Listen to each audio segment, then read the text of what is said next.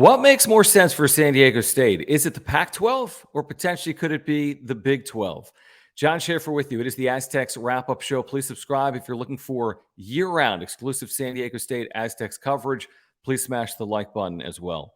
We've talked about it for a year. SC, UCLA, heading to the Big Ten. What does it mean for San Diego State? First of all, how did we get here? How did San Diego State put themselves in a position where they're potentially on the cusp of a Power 5 league? First of all, they've invested. They've built Snapdragon Stadium. It's a $300 million plus investment in the future of San Diego State athletics. Secondly, they're growing their campus from 35,000 to 50,000 with the advent of the new campus in Mission Valley where Snapdragon Stadium currently sits. Additionally, they've won. If this was based on earnings, San Diego State would already be in a Power 5 conference based on what they've accomplished. This is the winningest program in the country with an FBS football program since 2009. If you combine football and men's basketball, nobody has won at a better percentage, better clip than San Diego State. Aztecs, of course, with men's basketball, last 25 years. Steve Fisher, Brian Dutcher, a national championship game in 2023. It's become an elite program, not just in the West, but nationally. San Diego State football, to some extent, has been under the radar, but 5 10-plus win seasons since 2015 under either a Brady Hoke or a Rocky Long. They've been very successful over the last 15 years, multiple championships in the Mountain West Conference. And of course, San Diego State has something that other universities can't say. They are in Southern California, which is advantageous for both the Pac-12 and the Big 12. Let's start with the Pac-12. I think there's an assumption, and maybe for good reason, that San Diego State would prefer the Pac-12 over the Big 12. We've heard public quotes from administrators, whether it's the president of the university, J.D. Wicker, San Diego State's athletic director, talking about the desires and the benefits of the Pac-12. What are those? First of all, from a Pac-12 perspective for San Diego State, well, the geographic fit. It's an ideal geographic fit. You're in the West, and you're playing in cities like the Pacific Northwest, near Seattle, near Portland. You're playing in the Phoenix area, San Francisco Bay Area, right? So that's desirable. You're getting a lot of your student body from those cities and those states. From a traveling perspective, it's even more desirable than what they've been doing in the Mountain West with the elevation of the Mountain West, cities like Laramie, cities, in the state of Colorado. The elevation, especially for a sea-level team, can be really can wreak havoc on a program like San Diego State. Of course, they've navigated it well. So it fits well geographically. It also fits well academically. San Diego State, a member of the Cal State University system, the opportunity to potentially align its academic interests in the future with programs like Stanford and Cal and Washington and others, I think is highly desirable.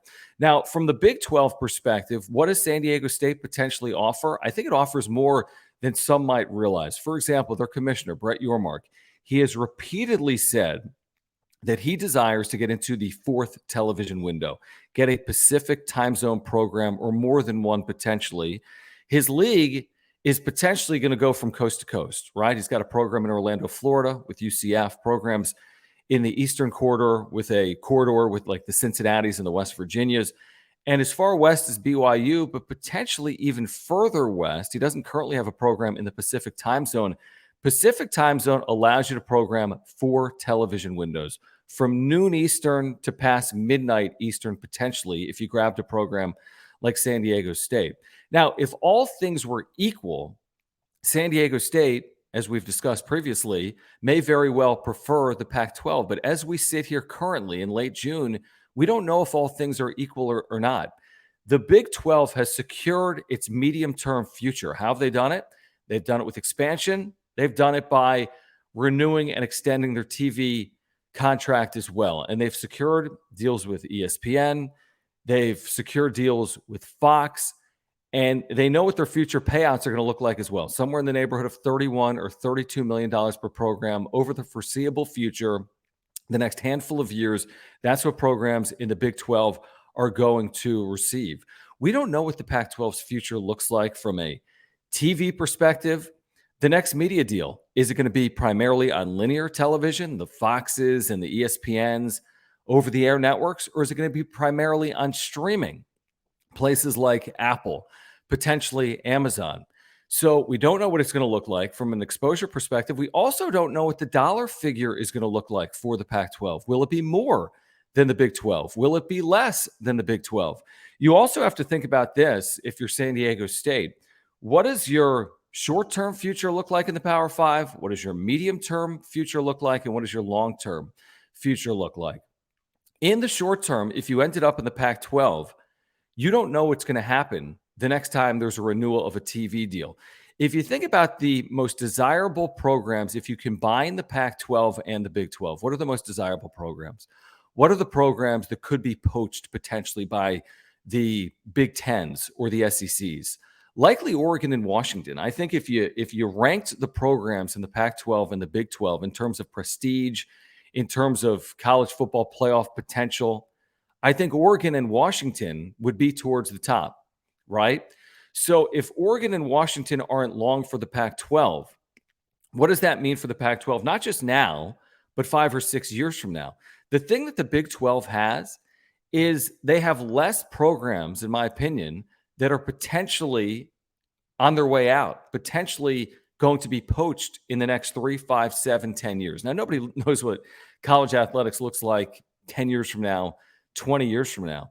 But I think in a lot of people's opinions, including mine, it appears more likely that Oregon and Washington could be on their way to a Big Ten, as opposed to, let's say, a Kansas and an Oklahoma State. And I think that's reasonable and fair. And again, never say never. We don't know what the next 15 years look like.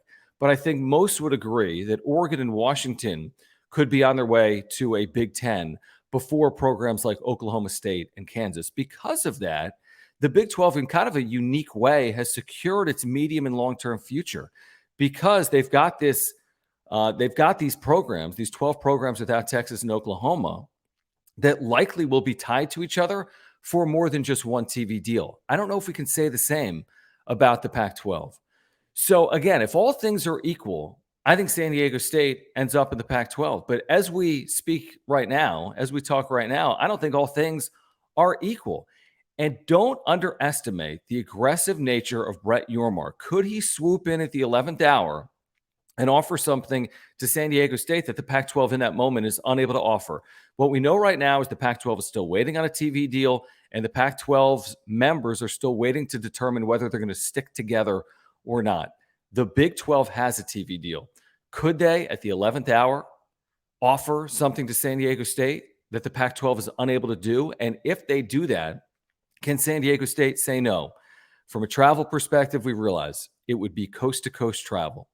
It would not be near as desirable for San Diego State. But then again, the difference between being inside a power league and outside the power league could be everything, especially with the investment in football that San Diego State has made with Snapdragon Stadium. So keep an eye on the Big 12, especially if this TV deal continues to be outstanding from the Pac-12's perspective. All right, much more San Diego State Aztecs content in the days and weeks ahead. If you're looking for it, please subscribe.